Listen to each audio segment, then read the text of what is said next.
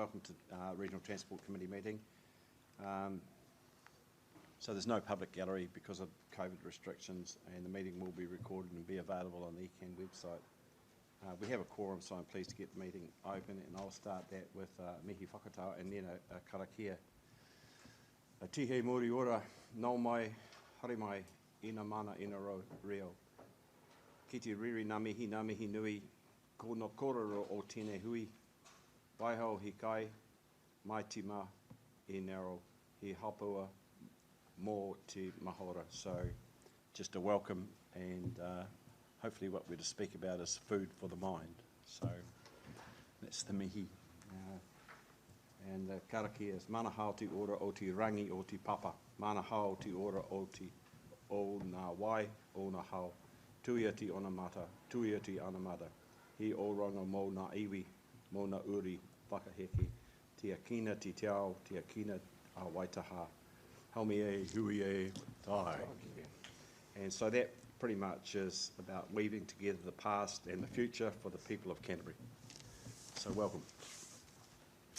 So if we move to item 1, which is apologies, we have an apology from James Cagle, who's not able to be with us, but he's being represented here today by Richard Osborne. And before I get going, I've been told by a reliable person in the corner there that you must have your button on, even if you're speaking to the person next door to you, so that the recording can be picked up. Don't think there are any conflicts of interest. We have no deputations. We were possibly going to have a deputation, but on emissions, but that hasn't happened today. And before we get started, we'll go to the minutes. So the minutes are on page. Happy to move, Mr. Chair. Thank you, Mayor Gordon. A second to thank you, Mayor Rowley. All those in favour, please say aye. All those against. That motion is carried.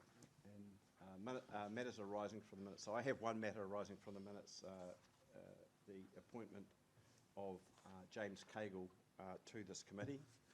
We have received a letter at our council meeting this week from Waka Katahi and from Nicole Rosie, the CEO of Waka Katahi, confirming that James Cagle is now a member of this committee. So that's good to know. That was overlooked for a wee while there. There's 2 action items in the agenda on page 16, and your name's on one of them, Sam, and it's about the resilience stuff. You picked that up? The top of page 16? And I think that sort of was around the Ministry of Transport hui that was supposed to take place that didn't because of COVID. So I think we can dismiss that and get it out of the way.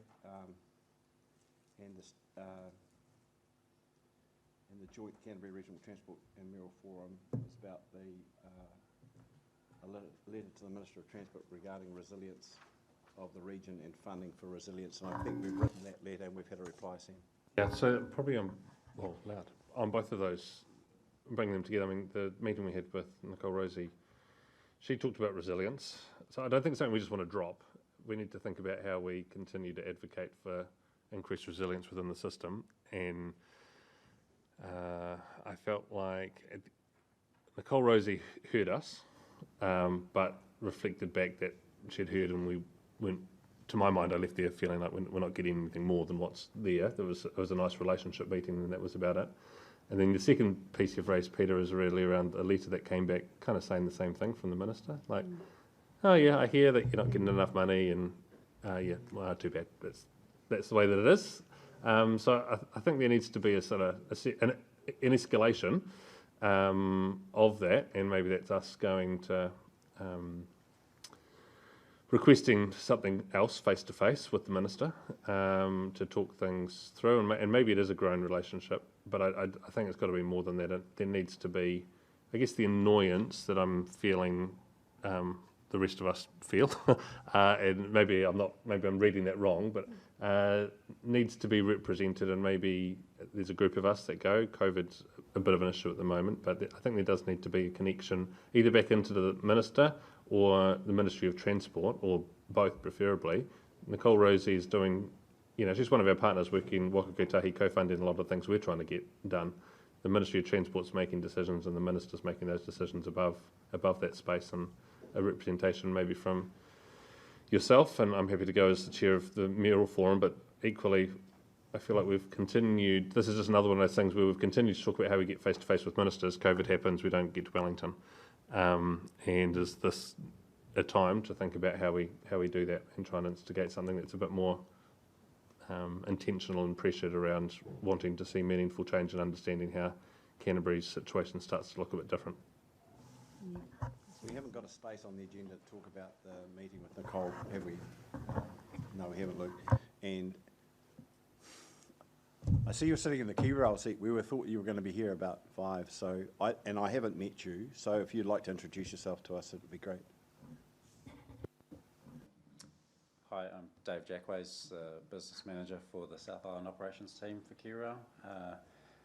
Our COO, Todd Moyle, is expected to join us at 5 o'clock as well. Cheers. Yeah, Dan. Welcome to KiwiRail, by the way. It's good to see you. Could I just share Sam's frustration? I guess, it's not so much frustration. I actually thought the meeting with Nicole was really good, but I went away with the similar thoughts. She was certainly better than the last time she came, because the last engagement I wasn't as impressed, but she's had 12 months or 18 months in the role now, and I thought she was a lot more engaging than she was the first time she came, so I was quite impressed with her at the meetings. I'd support us trying to get together that engagement together again, but rather than a small group, I think it should be all of us that want to go. We've all got views that pertain to our individual districts, and I think the more of us that go, it sends the message of the importance. So certainly with you as chair, Peter, but I think those of us that would like to go should be able to go, and we should organise that around the key people we were looking to last time. We need to keep the pressure on this, because these are important issues for our areas. Yeah, I agree with that, and again, welcome to you. But the reason I went to you halfway through this item is because I wanted to talk about KiwiRail, because when we talked to Nicole, one of the things that we talked about around the resilience space was the work that we do at ECAN in terms of rivers, and you've got bridges across those rivers, and so Waka Kotahi got bridges across those rivers, and we're having a national conversation with the government regarding a budget line or a vote for resilience in respect of those rivers, in terms of we believe that they're 50% underfunded, and therefore we don't believe that we do a very good job in terms of protecting your asset, and your responsibility goes, I think, 50 metres either side, Richard, of a bridge. Yeah. Yes, something like that. And that was something that Cole picked up on in terms of saying, rather than having independent conversations about KiwiRail have one about their bridges and Waka Kotahi have one about their bridges, and we have one about our rivers, the whole thing's linked up really. So we've tested that again with James after that meeting. James Cagle met with us, and we wanted to clarify a few points coming out of the Nicole Rosie meeting. And there's some things I think that have been picked up, Sam, to be fair. I think that LTP GPS funding nightmare is something that we really need to address again, and I agree, Dan, we probably need to readdress that going forward. But maybe until we have that decent conversation with KiwiRail, because KiwiRail, in terms of the National Land Transport Fund now, is like everyone's got the same bucket actually to get their money out of.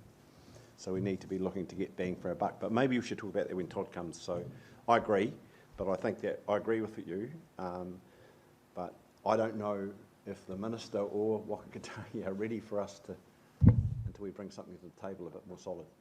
That's my opinion on that, and I know the frustration that we have on that. Go. One other thing for that discussion is the terms of reference that Nicole Rosie talked about, that we had been basically excluded from drafting something that we were going to be partner to, and how we press the next stage of that. If that needs to wait for a delegation to go to Wellington, I think that might be a little bit late, so I think we need to think about our own response to the opportunity to be part of that drafting. The point, Sam, is that that we were trying to make is that we understand the funding constraint, and we understand that she's got a big, and Wakatahi's got a big job, and the point was well made that we need to sort Auckland out for the good of the GDP of the country, and no one's disagreeing with that. But at the end of the day, we also need to have a case for what we're doing here, you know, in terms of the South Island and Christchurch and those things. And I think we've got this thing coming up in April, March, is it, Jess? When we're going to have this, you know, South Island freight. How does this all move around? How does it connect up and all those sorts of things?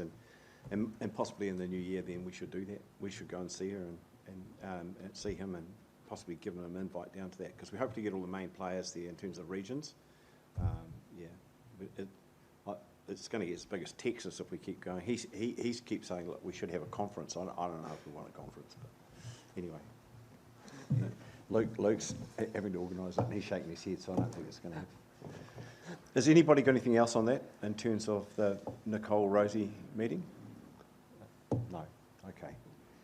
So thanks for that. I think we'll move now, Luke, to 6.1, and that's you. So National Land Transport Program Overview 21-24. So over to you, Luke. Thank you, Mr. Chair.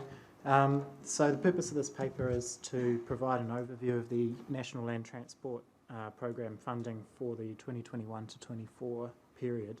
It was previously circulated to you on 12th of October as a memo. The paper simply brings that advice that you've received previously into a public domain and provides you with an opportunity to discuss that in this forum. The only changes to the memo, the only changes in this paper that were not in the previous memo are the addition of the background section, which is paragraphs 2 to 5. An amendment to Canterbury's share of NLTP forecast expenditure, which previously read between 5 to 8%, and that's now approximately 9% on paragraph 11. A little bit more information on PT in paragraph 24, and the addition of the next steps in paragraphs 39 and 40. Otherwise, the advice in it is the same. I think in terms of takeaways from the paper, the key point, the final bullet point in the key point section at the top of page 20 there, I think summarises it fairly well, in that overall Canterbury's RLTP program is 88% funded, which compares pretty well with many other regions. And the outcome of this process really demonstrates the importance of aligning with the government policy statement priorities for land transport and pursuing direct partnerships with central government with large capital programs. Apart from that, I think I'll just hand over for any questions. Thanks, Luke. Has anyone got any points of clarification for Luke in terms of this report? I think it's pretty comprehensive in terms of the way you've laid this out. I mean, it's taking a while to get it done, and it would have been nice to have it the next day after the announcement, but I understand the amount of work that you had to put into this, Luke, and short staffs and all those other things. So, but thank you for this, because it lays it out pretty well in terms of our case. Dan, are you happy? Oh, I'm not happy, but I'm happy. Peter, Do you want to second that, Craig? Yeah. So that's move. I was just wanting to comment on the inflation and how is that factored in? We're hitting 5%. So do we get inflation added every year to our dollars we get from Wakatahi, or is it set? Because at 5% inflation and rising is eroding our dollars, and the eroding inflation is higher than other inflation. So comment on that, please.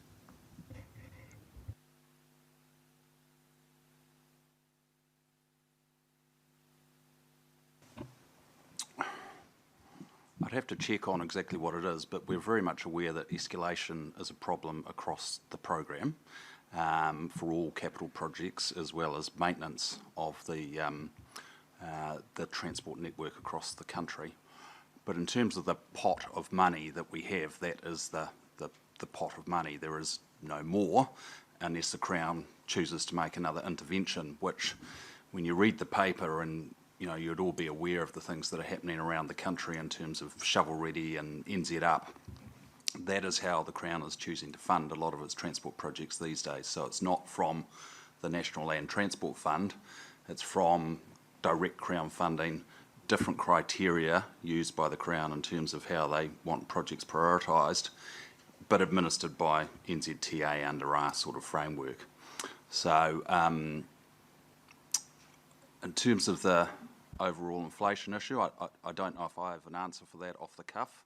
Ben might have an answer for it. Sorry to put you on the spot, Ben, but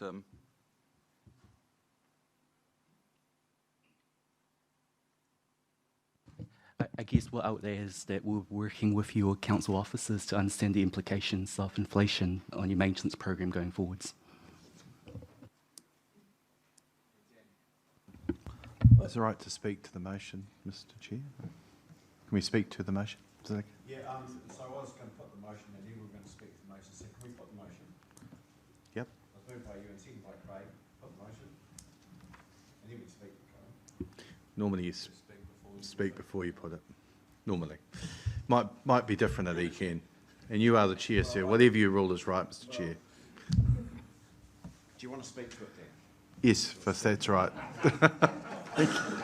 Just, I really want to acknowledge Luke. I think he did a really excellent job putting this report together, gave us a greater understanding, and I've already been a critic in front of Nicole around the process with the NLTP and the communications that came back to our respective councils, and then having to try and having media inquiries and then trying to answer those on the hoof when we frankly just didn't know what was in or not in.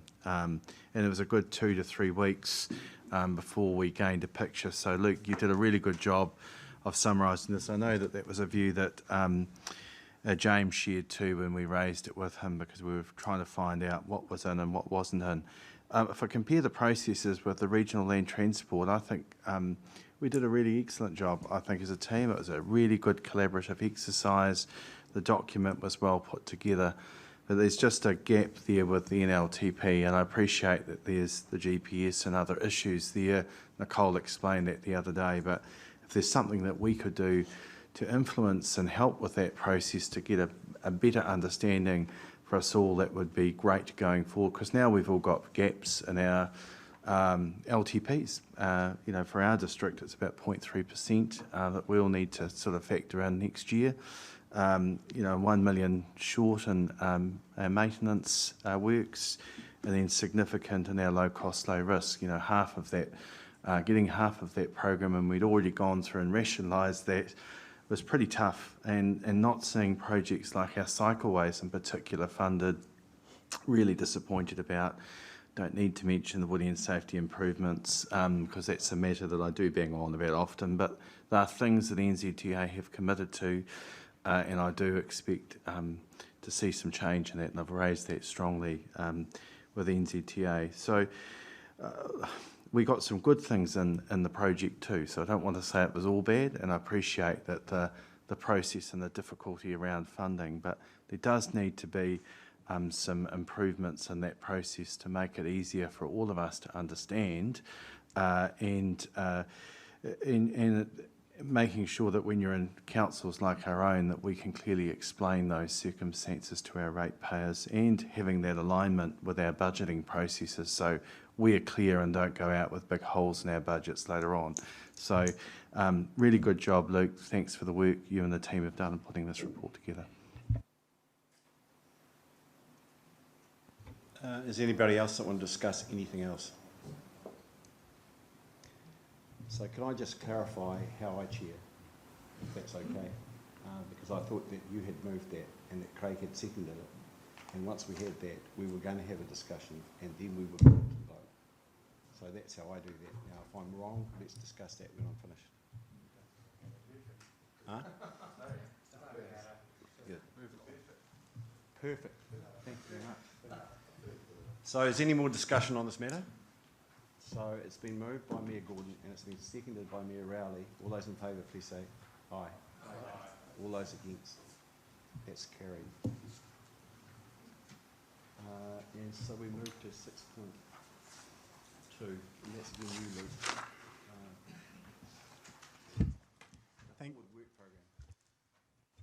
you, Mr. Chair. So the purpose of this report is to report back to the Regional Transport Committee on the development of a forward work program for regional transport and to seek your approval of the governance and delivery structure and your endorsement of the key initiatives, which are outlined in more detail in the table in attachment 1. At the last workshop, it was also suggested that RTC could appoint a member to Transport Officers Group. This was discussed at the last meeting of Transport Officers, and officers are recommending that RTC nominate 1 or 2 members to be briefed on and speak to Transport Officer Group activities at RTC meetings. We're also recommending a review of the work program as initiated at the end of this financial year, just to check in on progress and whether it is working as intended. And while in the interests of time, I won't speak to all of the initiatives. I will speak to 3 of them in particular before we open to questions. These are the emissions research, which is the first initiative under the emissions theme in attachment 1. This is already underway, working with Research First. The aim of the project is to understand Canterburyans' current attitudes and perceptions of a range of emissions reduction initiatives, including some of those that were put forward in the Ministry's discussion document, Hikina Te Kaupara. This will inform, or is intended to inform, this committee's advocacy and positioning on central government reform programs, as well as future work program initiatives. The second item, which is on the other side under other initiatives, RTC, is the development of is the website update project. This is also underway now. It's focused on helping the public and stakeholders to better understand the Regional Transport Committee's role and the role of the agencies that it works with, as well as profile the strategic direction set in the Regional Land Transport Plan. The third item in there is the growth initiative, and that's to say that we're presenting to planning managers tomorrow, actually, as it turns out, to better understand planned growth across the region and for each of planning officers to speak to their growth plans and or spatial strategies, and to have a discussion around the related transport projects with that are related to that growth or support that growth, and how that could be reported up to the RTC as well as for other purposes. So it's at a very early stage, but that is also kicking off with a bang.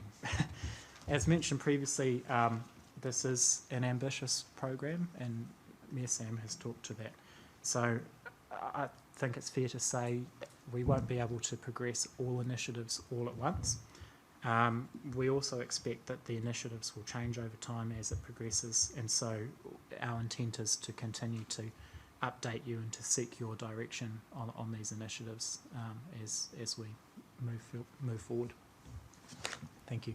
Thanks, Luke. So what we'll do is we'll just seek any matters that are in this paper for clarification from Luke or other staff that are at the table, and then we'll move to the motions and we'll talk about that. So is there any clarification sort of Luke in terms of this paper? We've had it before us before, but there is Mike. Thanks. I've got a few questions, and I have asked them before, but I guess it's just around the resourcing that's going to be required to do this work, and I guess the integration with other works that are currently done, especially in Greater Christchurch. And I guess I still sometimes wonder what the role of RTC is beyond the RLTP. It feels like, I guess, we're already moving towards what central government have been putting in the air about this regional direction of planning, etc.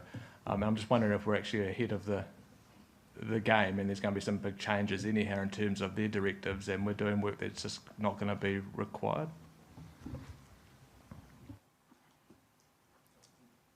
Oh, look, I can speak to that.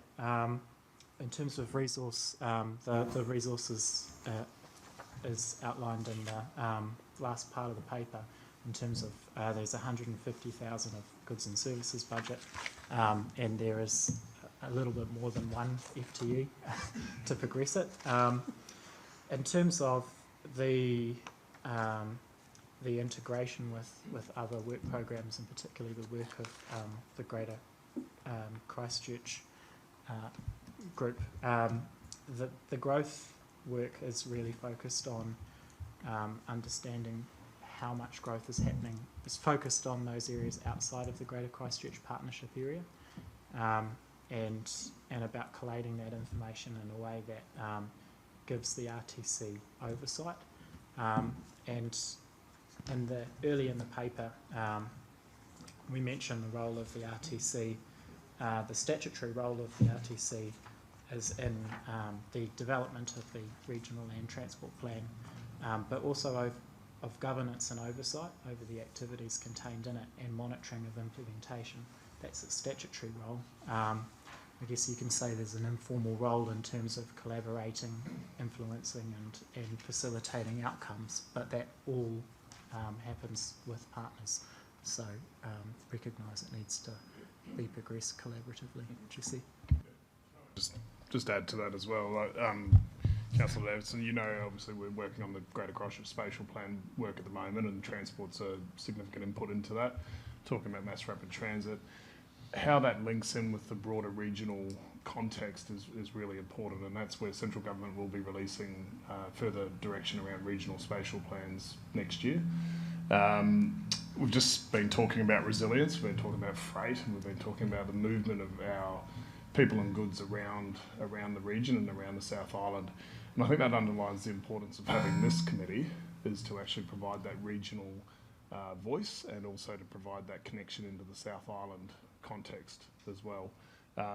Many of the discussions we've been having of late are around freight and resilience, and those aren't the things that are going to be necessarily picked up in the regional sense through the Greater Christchurch Partnership. So it's a sub-regional, regional focus, and it's how the partnership and the Regional Transport Committee work together, I think, is really critical in terms of particularly things like movement of freight around the region and around the South Island. So if we're not picking that up here, nobody's picking that up. So that's just one element of it, but I think it underlines the importance of some of these strategic conversations we're having here, and the ability to advocate, as we just talked about, around funding through central government for these initiatives. So, yeah, just an observation. And I guess sorry. And one more piece of the puzzle, and in terms of the regional spatial strategy and that RM reform that's coming through, we are linked in with the Ministry of Transport, who is linked into those conversations, and we are aware of where that's heading, where transport might plug into the future, and what that space might look like, even though the LTMA is currently out of scope. And so we will potentially lag in terms of what transport planning looks like in that new structure, but it will come. And those conversations are all joined up. Yeah, thanks. There just seems to be a move away from localism lately, and it sort of seems to be coming through here as well. But I guess one of the other things in terms of the resources is actually how much time would you expect from actual, like, our officers for this type of work? The same level they contribute at the moment. It will just be more focused and targeted on the key issues and themes that have come through the regional land transport planning process, and the feedback from this committee that we wanted stronger strategic alignment of the proposed projects with the strategic direction. Thank you. One last question, if that's okay. Thank you. So with the group, the key groups, and freight and resilience, you've basically got the people responsible for that as the RTC committee. I'm just wondering why we've got a governance committee, I guess being the leaders of something, when it should be technical experts actually that provide the evidence back to a governance committee to actually make decisions on things.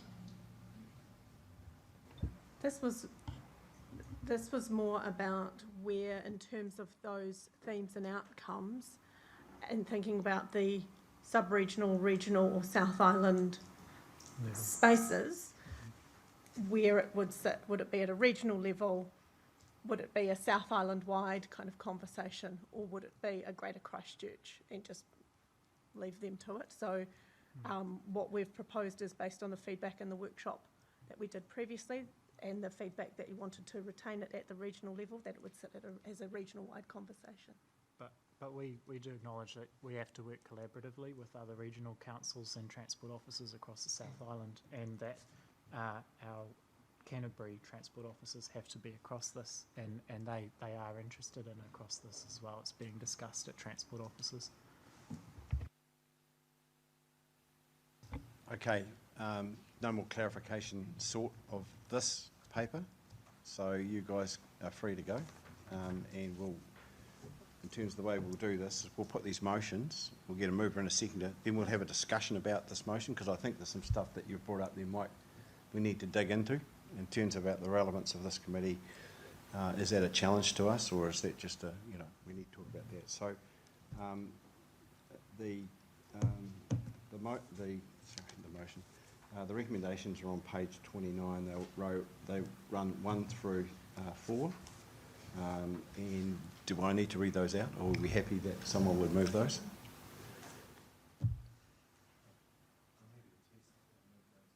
Thanks. Thanks, Dan. I've got a second, Dan. Yes, we'll talk about that and then we'll come back and amend it. All right? So you're happy to? Yeah. Okay, it seems convoluted, doesn't it, Sam, actually? Okay, so I would just, I think that from my point of view, we just need to, we've got the motion now open for discussion, and then we can make those nominations as part of this. Do you want to do that first? We thought that, the early thought is that Mike and I would do that.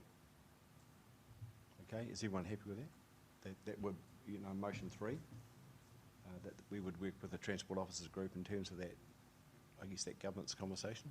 You're happy to do that, Mike? Okay.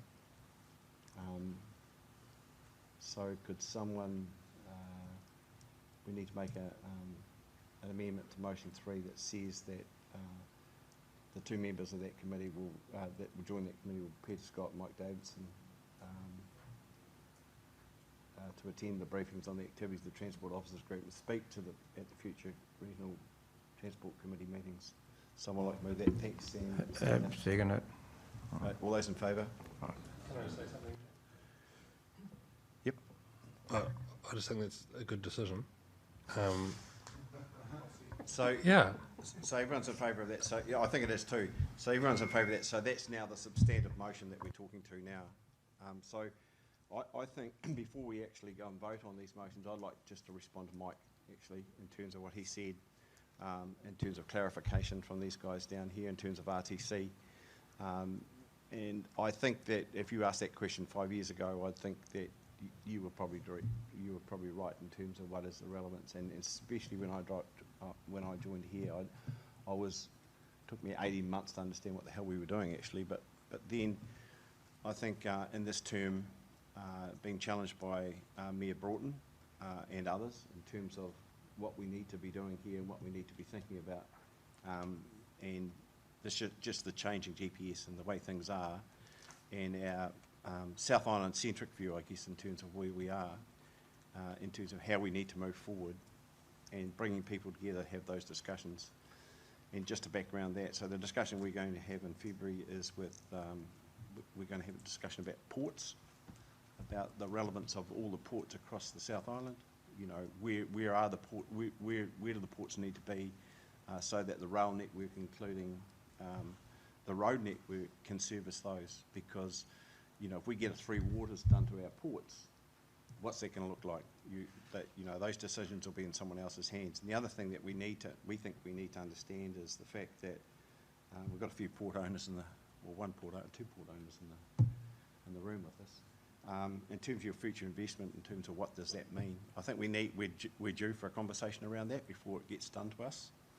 We know what an interesting situation we're in with 3 waters. We don't want that with the ports, including like the 7 ports that we have in the South Island. The future investment in terms of, as we see it, in terms of our roading network and our rail network, coming out of the same pot, we need that to be efficient. We're going to have CIL at this thing, but we want them to talk about tariffs. What are you doing tariffs for? What's that about? Because if we don't start providing the opportunity to keep the margin in the product we're trying to get offshore by being efficient, then there's something wrong. And we see the focus of that centred around this town, this city, because it is the biggest, it's the second biggest place in the country, and it has a lot of commercial activity. So we'd be silly to say, look, we're not going to do that. But we also want to ensure that the Craigs and the Brimes of this world and Craig Rowleys of this world, their areas don't get forgotten. So that's the relevance that I see in terms of RTC going forward, in terms of the advocacy that we have of that. I don't know if anyone else has got a different view to me, but now's the time to say if you have. Sam, you're happy? I support that, Mr. Chairman. It's very important that we realise that there's more to Canterbury than just the Greater Christchurch area.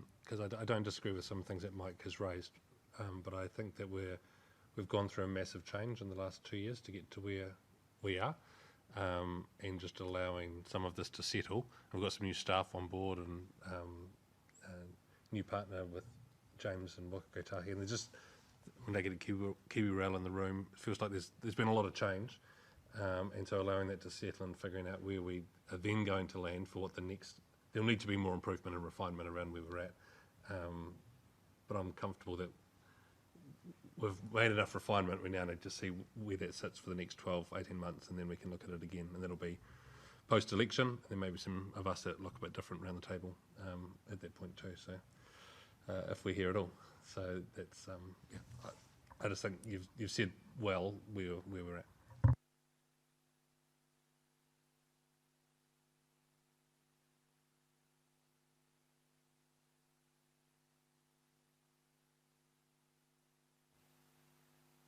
That's the thing that I concentrate on in terms of this role. So, I'm more than happy for people to tap me on the shoulder and tell me that the directions is wrong, but we're gonna kick on with that in terms of how we see things. We want to make stronger relationships. We've got a really strong relationship with Southland, one with Otago and the West Coast. We're working on a relationship with Marlborough and Nelson in terms of how we move forward. And, there's some stuff coming our way that I think that we're privileged to in terms of these people at the other end of the table here, that they give us every day in terms of how things change. So, and the relationship with Wakakotahi also is quite strong. So, yeah, that's what we're doing. Sam? I'll just challenge your last comments because I don't know that we've got any relationship with Southland or... No, we have. Southland. I'm talking about us. So I'm talking about the fact that we've got a South Island regional transport network, and that extends into the south. And so we've got a meeting coming up with the South Island RTC chairs that we talk about what we're doing here, and they've got a complete buy-in in terms of what we're trying to do. So, okay, well, it'd be good to get more exposure on that because I've missed that relationship. So great to hear that it's there. Would like to know how we could personally work to enhance that with you and those that have got that relationship, because I think it's better if we're all together, but we could lift that would be helpful. Could I suggest that maybe that we, through you, Mr. Chair, I've got the button, that we circulate a copy of the agenda for the South Island RTC Chairs meeting to RTC members and a copy of the minutes from the meeting subsequent to that. We can bring a paper back to this committee at a later date, just reflecting what's been discussed at the South Island level and informing the meeting that we're having next year. Yep. I guess, Sam, that's why that meeting's about South Island, and that meeting's with them, and that meeting's about ports, and that meeting's about coastal shipping, and the meeting's about Kiwi Rail, in terms of saying, what does it look like? Because otherwise my belief is that we're going to get left out of this if we don't actually get on the front foot here. Okay. Thank you.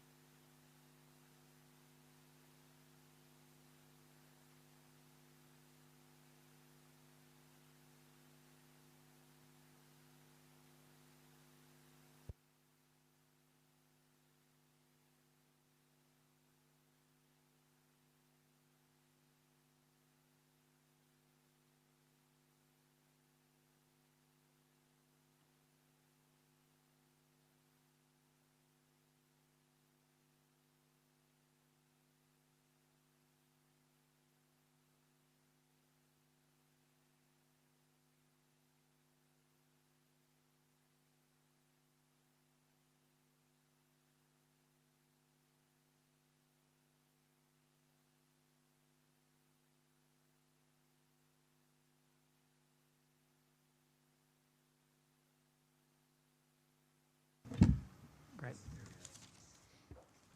Thank you, Mr. Chair. So the purpose of this paper is to amend the RLTP pursuant to Section 18D, which I won't elaborate on, by adding the activity management planning to the RLTP approved programs of Waimakariri, Mackenzie, Timaru and Waimate District Councils. Technically, this particular variation is of an amount that is it's 1.7 million cumulatively, which is less than the 2 million in the RLTP significance criteria that would warrant bringing it to RTC. However, we are bringing it in front of you so that you have oversight of that and as good practice. Just a separate, so the variation itself seeks funding for the activity management for these 4 councils to progress development of activity management plans, which is standard practice each round of the NLTP program. And just another point before I hand over to Ben, who can elaborate further. The reason why this has come before you is essentially it was missed when the RLTP program was being developed, and it was missed largely because of difficulties with the Transport Investment Online software at the time. And just to note that the Transport Investment Online, the TO development team, have been meeting with myself and Claire and our other transport regional sector colleagues to improve that software and the practices, and so we're in active discussions with them about that. But I'll hand over to Ben to go from here. Thank you, Luke. I'm not sure I have much more to add, but basically the inclusion of these activities in the Regional Land Transport Plan allows these activities to be considered for NZTA funding and begins a process for me to work with your council officers in terms of developing a terms of reference for the investment of this from the activity class investment management for the development of your AMPs. And obviously AMPs are a key component for your long-term plans, providing the, I guess, informs the budget requested as well as provides an opportunity for NZTA to assess the evidence behind your maintenance program. Thank you. Well, that seems to be pretty straightforward in terms of that. Anyone got any clarification sought on that? Yeah, I'm happy to move recommendations 1 through 4. We just second them. I just do have one question. Where does the 1.7 million come from?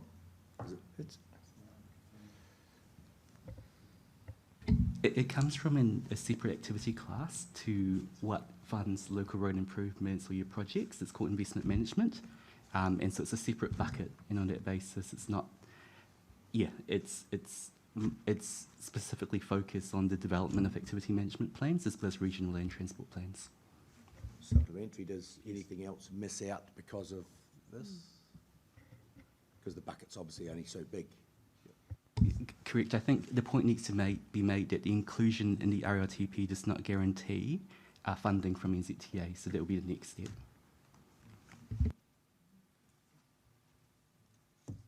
we've got the motion moved by Mayor Rowley and seconded by Mayor Smith. Everyone happy? All those in favour, please say aye. Aye. All those against, that's carried. So 6.4, the Transport Officers Group, Regional Safety Working Group. So that's you, Luke, but you also, Dan, as the boss of that group. Might want to make a comment once he's finished.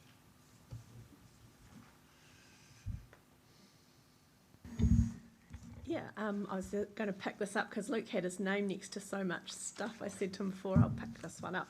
It's just minutes, right? So, yeah, so the minutes are before you, and just basically taking them as read. They are a record of the meetings that we hold before these meetings, and they were COVID impacted, so they were online this time, which affected what we could cover and the amount of time, because it's really, we had a really good workshop planned to go through some road safety stuff that we had to shelve, which was quite disappointing, but we will pick that up later. So just if there's any questions.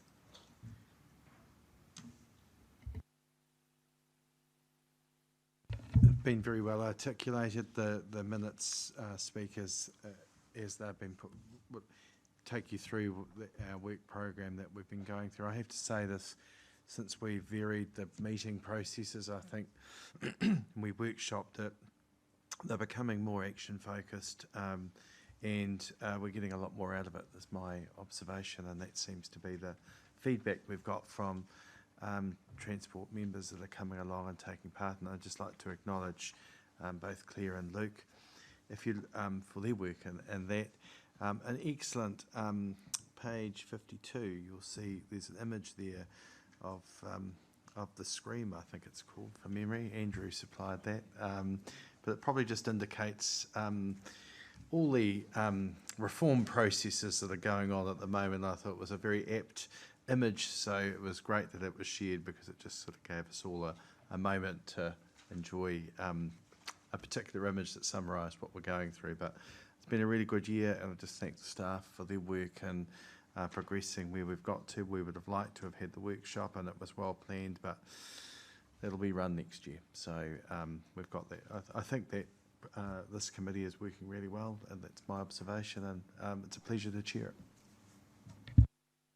Thank you. So we'll go to, I don't think there's any more discussion on this, so is there? So you're happy to move that, Dan? So receive the presentation, oh sorry, wrong one, I'm ahead of myself. Receives the unconfirmed minutes of the Transport Officers Group and Regional Safety Working Group meeting on the 21st of October 2021. Moved by Mayor Gordon, seconded by Mayor Broughton. All those in favour, please say aye. Aye. All those against, carried. So we'll go to 6.6 now, because we're waiting for Todd. When Todd arrives, we'll do Brime Street. And 6.6 is the joint mayoral forum and regional transport committee submission on national emissions reductions. So who are we going to get to speak to this? I can speak to this initially, Mr. Chair, and then Jessie and or Claire may choose to chip in as they see fit. So the purpose of this paper is to seek delegation to a member or members of the RTC. In fact, it's yourself, Mr. Chair, and Mayor Sam Broughton in the paper. The authority to sign off on the transport content of a regional submission on the emissions reduction plan discussion document prior to the closing date, which is 24th of November. So this is off the back of the joint submission on Hikina to Kohupara, the Ministry of Transport's discussion document on reducing transport sector emissions. The Ministry received a large number of submissions, but only 190 of these were unique individual or group submissions. And the summary of submissions report for Hikina refers in several places to submission points made by the Canterbury, by this committee and by Mayoral Forum. And it's evident that that feedback has informed the Ministry's thinking. On the 13th of October, the Government released a discussion document on the emissions reduction plan. and the accompanying 3 emissions budgets, with that consultation closing on the 24th of November. And this is an opportunity to provide feedback on the content of that emissions reduction plan when it comes out.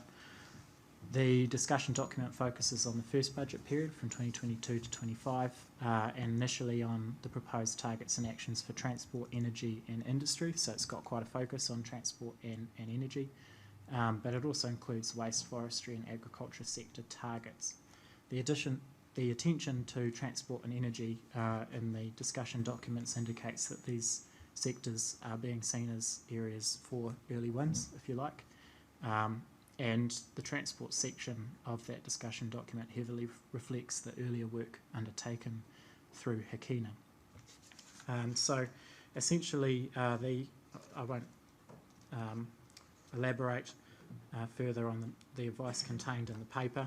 There are 4 new emissions targets in this that are being proposed for the emissions reduction plan that would together achieve a significant reduction of transport emissions in line with the target of a zero carbon transport system by 2050, and that's seeking a 20% reduction in vehicle kilometres travelled by cars and light vehicles by 2035, a 30% of the light vehicle fleet being zero emissions vehicles by 2035, reducing emissions from freight transport 25% by 2035, and this is in paragraph 19 of the report, and reducing the emissions intensity of transport fuel by 15% by 2035. There's not currently a position from this committee on the merit, priority or weighting of these targets, and the advice of us as Secretariat and transport officers is not to express a position on the targets at this point in time, because we currently lack the enabling funding framework, the resources, the capacity and the mandate to deliver the amount of change required to meet these targets. So that's essentially why that advice is being brought to you. The RTC Secretariat has also noted that the Greater Christchurch Mode Shift Plan would require revisiting to meet the proposed target of a 20% reduction in light vehicle kilometres travelled by 2035. And in terms of the submission content itself, which is outlined in Attachment 1, the submission points build heavily off the committee and Mayoral Forum's earlier submission on Hakina. In terms of process, there is a very limited window of opportunity for transport officers to provide feedback on this, and so this is why it's being brought to you as a delegation prior to final approval rather than an approval of the transport content, and then we'll work with the Mayoral Forum Secretariat to finalise that. Jesse? Just add to that the Greater Christchurch Partnership's also making a submission on the emissions reduction plan. This is the only opportunity we have to influence what will be in the budgets that are released in May next year. So it's really critical that we make this submission, build on what we've said to the Commission previously that's informed the government's advice informing the reduction plan, as you see here. So just make those two key points, and we'll, as Luke said, we'll work with the Mayoral Forum Secretariat to pull this transport component with the broader emissions reduction submission that you'll see through the Mayoral Forum. Yeah, thanks, guys. Look, I think the most disturbing thing here is that, you know, the new targets and the fact that we can't do anything about them, and I guess until the GPS lines itself up around climate change and there's more funding comes through in terms of those things. I mean, we had, James Shaw mentioned that he and Robertson were having this conversation about green bonds and those to help actually move on and get some of this thing done. But everywhere we push on this, we just can't get stuff doing. And maybe that's another point that we need to talk about. You know, we've got this stuff in front of us, and the frustration is that you keep knocking your head against the wall in terms of trying to move forward. Yep. Just one further point of feedback, if I may, Mr. Chair. The other reason, the advice of transport officers was also not to express a position on the targets, simply because their emphasis was on the rural communities across the region, and in large part because the required transport solutions and alternatives are just not readily available for large parts of of our communities in those areas at this point in time. Yeah, thanks for that, Luke. So I think I just will move and put that recommendation that we delegate myself and Sam to do the final submission. And can I just finish and then we'll go to you? No. So that we'll do the formal submission, and that is on 58, Mike. Thank you. I actually do have some concerns with the approach that's been taken. I think we should be actually supporting these targets, but it's how we frame it, to actually support the targets and note the fact that actually for us to actually reach those targets, we need to have the funding, etc., to actually do it.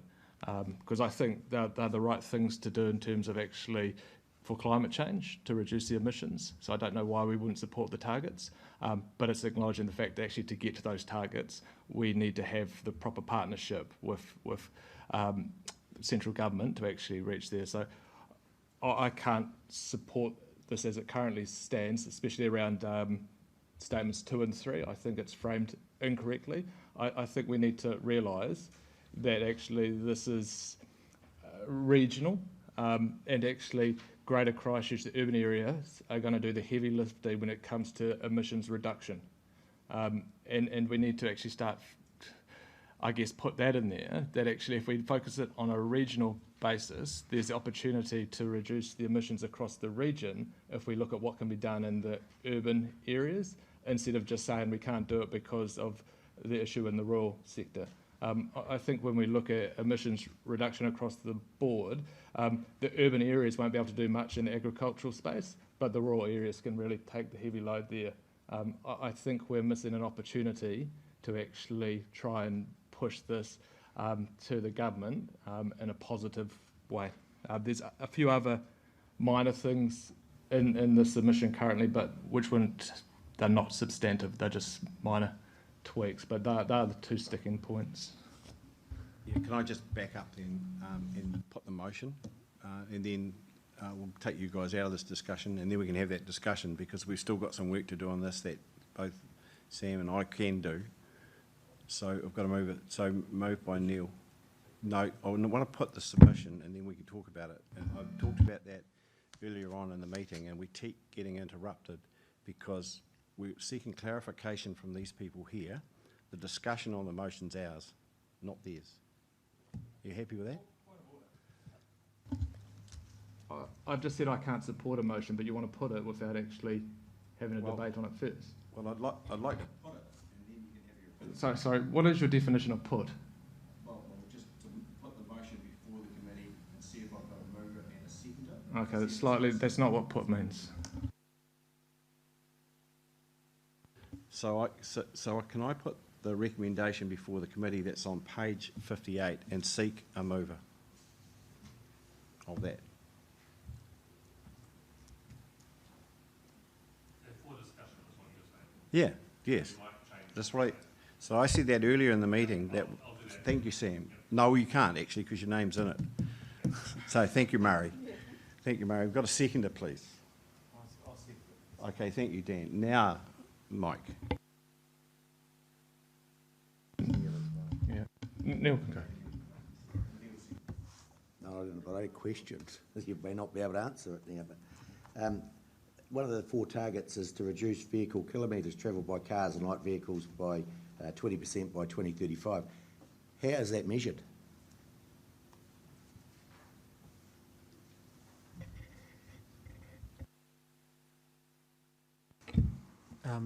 If I may, Mr. Chair, the Ministry of Transport contains reports on data on vehicle kilometres travelled by region, and they collect that data through vehicle registrations, warrants of fitness, and the like. Supplementary, that tells you how many vehicles there are, but how do they measure the travel of the vehicle? a dark art to us at the moment. We'll have to come back to you with that. I can possibly answer that question. Basically, councils have their road counting, traffic counting programs that gets fed into our databases, which that information is then sucked out by the ministry to inform how VKT is calculated. So it's all based on traffic counts that we collect over our networks. Now you have a mixture of EVs and petrol or diesel vehicles. How can they differentiate them over a road counter? I can't see how you can measure it.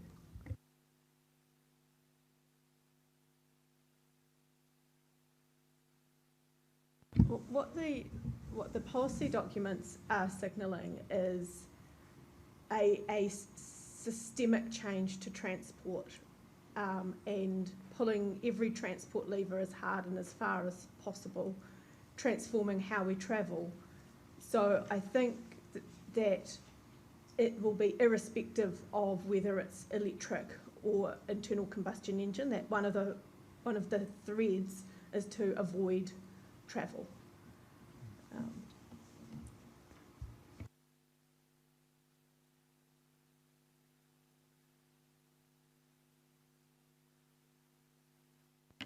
When you take your car in for a warrant, your rego, your make, your model, what its engine is, what it's powered by is all logged, and your kilometres from your last warrant. If no one accesses that to work it out, something wrong.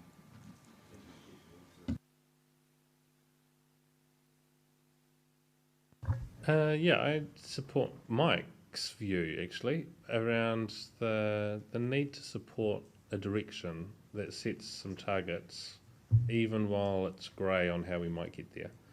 And I think to back away from wanting to be firm on a direction because we're unsure how we're going to get there, isn't providing leadership to our region, and doesn't speak of the change that's required.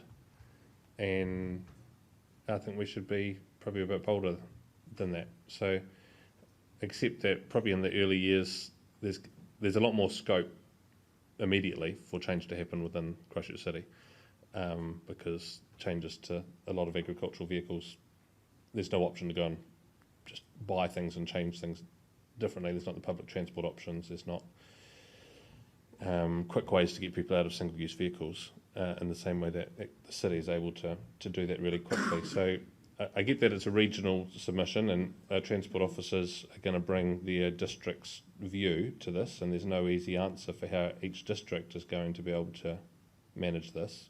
But if this is a regional decision, which we need to take on board Christchurch's place in having a huge amount of the motor vehicles and the people that are actually able to do this, and I just a bit bolder would sit with me better around saying, yeah, we believe these things are worthwhile, pointing us towards achieving, and then get on with thinking about how we do it, and that comes down to the funding, and it comes down to lots of other things around how we might do it. But yeah, I don't think backing away from supporting good goals and aims is the right thing to do. I don't disagree with that sentiment, actually, and the difficulty is the way in which the recommendation is kind of framed, and maybe there's an amendment to the wording at the end that says something like, in the draft to be circulated to CRTC, the Canterbury Regional Transport Committee, prior to it being submitted. Then we can see the points that Mike's raised, and there's a view that comes through from other councils. We haven't got a lot of time, that's the only thing, so it would need to be drafted next couple of days, because it's got to be submitted by next Wednesday. But we're getting submissions sent to us all the time at the moment, so we're used to turning those around, and I'm happy in the end for Sam and Peter to sign that off based on the comments that come back. But an ability for councils to shape that and have some say in that, I think, would be important, and that probably picks up the point. So that's what I'm just suggesting there, Peter. Yeah, look, it's all been well articulated, I believe, but definitely in support. I think, Mike, you've put that across really well, and we just need to speak to the issues that are potentially in front of us that might hinder us delivering. But if we don't have targets and show leadership, yeah, thanks.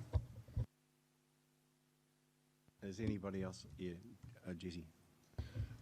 Just in response to those comments that have been raised around the table, and in particular paragraph 3, which I think Councillor Davidson you're referring to, if we were to amend the wording there to not say that we don't have a position, but to say that we consider the targets for transport require significant transport system change, and the system currently lacks the enabling funding framework, resources, capacity and strong mandate to deliver the amount of change required to meet these targets. And it's really clearly directing to central government that the system needs to change, which I think we've been talking about regularly, whether it's GCP or RTC, about the funding and the financing of the transport system.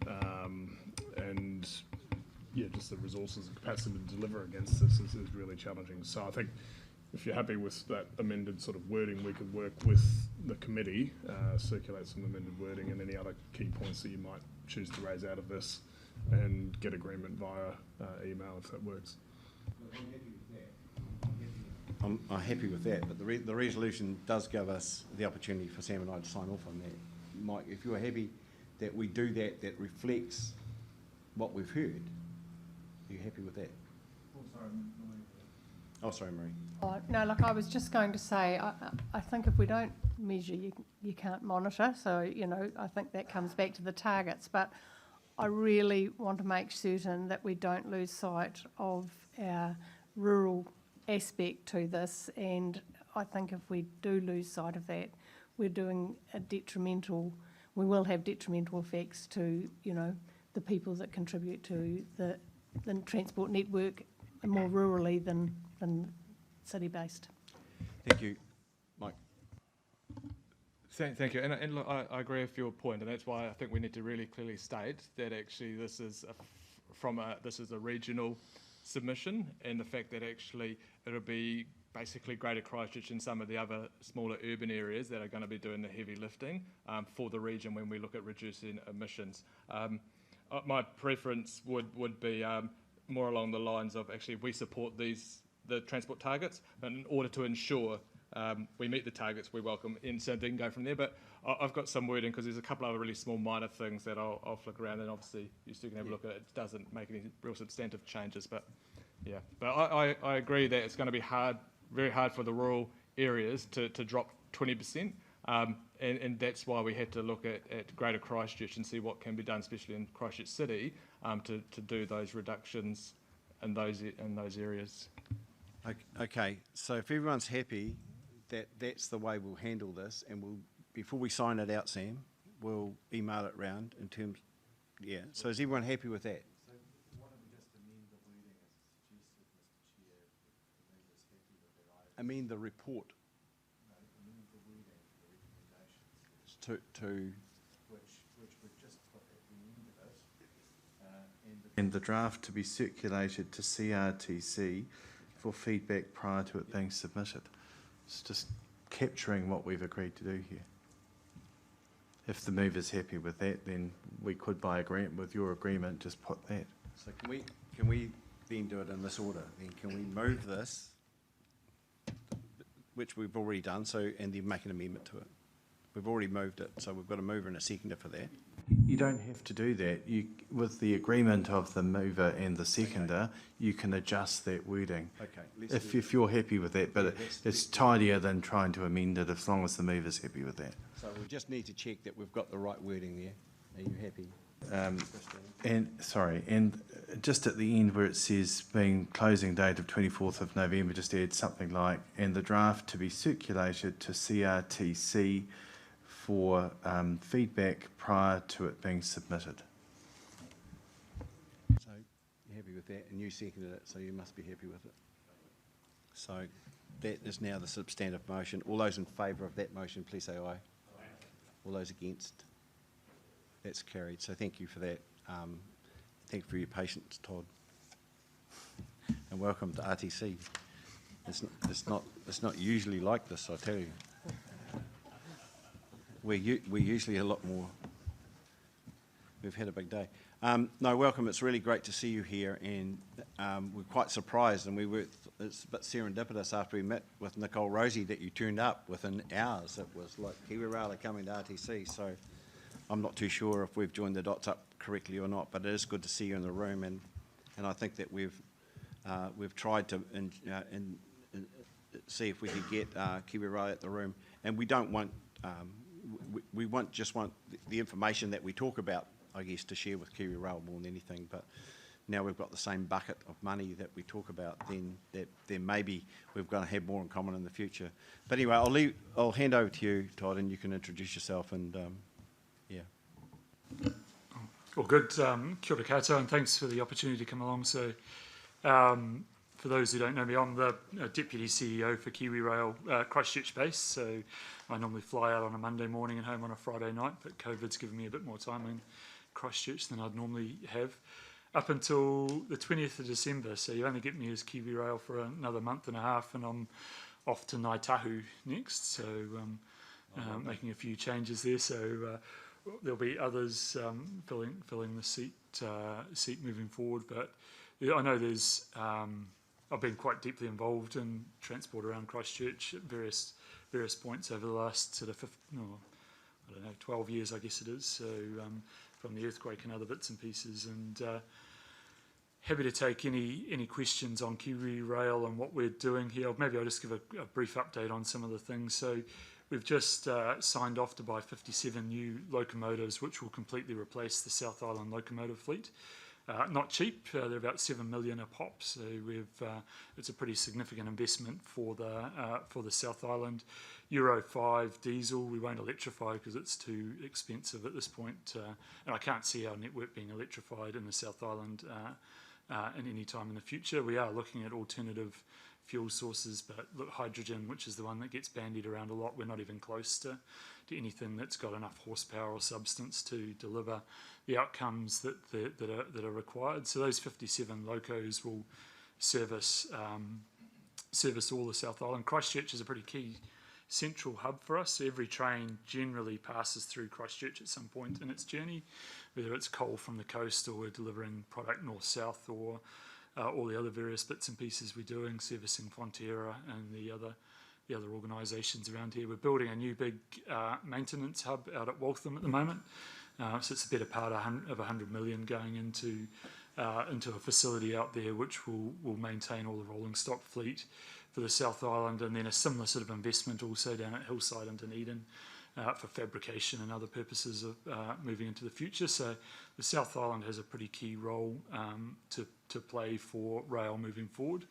Trying to predict, and we caught up with a few of the team a week or two ago just to sort of see where freight movement. Freight's quite different to other transport modes. It's not demography driven, and you can't just predict that it's going to go nice and smoothly. Things change, and it's big and it's lumpy, and suddenly you go from no trucks and no trains to lots of trucks. And even if we just put a siding into Sinlay, so that puts sort of 25,000 trucks onto rail and changes the way that things move. It makes those sorts of things make a big difference, but things can change, and it can go the other way as well, where you could go get a transfer from rail back to road for various reasons.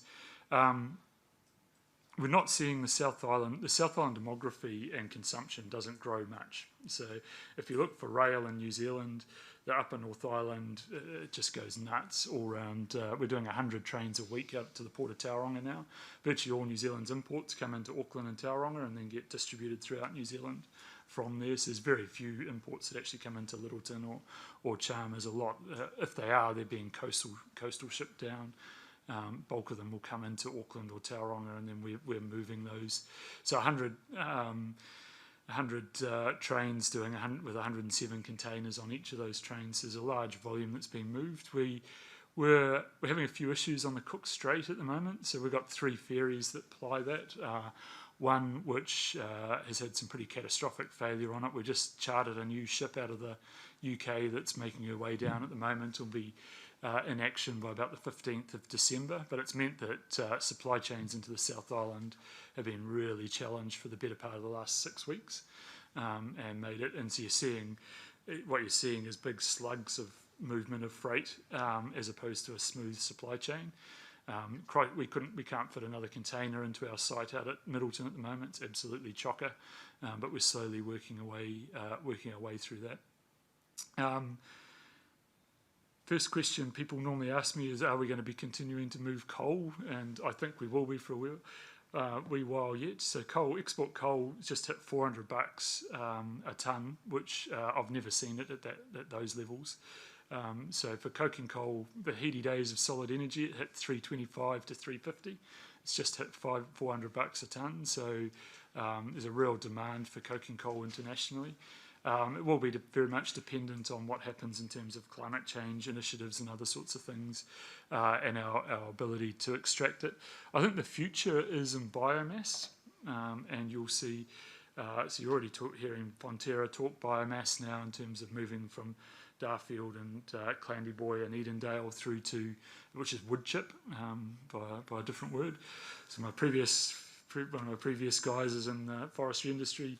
The bottom 2/3 of a tree have, top third doesn't, and that top third you can chip that and use it for other bits and pieces, and there'll be a real demand for that. But we don't have enough trees in the South Island to do 3 milk factories, let alone all of the freezing works and the hospitals and the schools and everything else. So there's going to be a big demand there, and we'll have to look at how that's serviced. And it takes 3 times the volume of wood mass or biomass to deliver the same BTU content that you get out of coal. So there's going to be a lot more product moving if we are going to service those markets through something like biomass moving forward. So I think there'll be a real demand, and that will put different demands on the supply chain to what we've seen historically, and that will get product flows heading in different directions. Worked quite a lot with LPC, so. And back in our Greater Christchurch Transport Study days, Andrew, when we put all that together, we were doing about 5% of their containers. I think we're doing about 20% at the moment. But there's no way you're ever going to get 100% of those containers. Everybody looks at Brime Street and says, put all those trucks onto a train and that'll alleviate all of our issues. Very few of those trucks are actually heading to somewhere where you could put it on a train.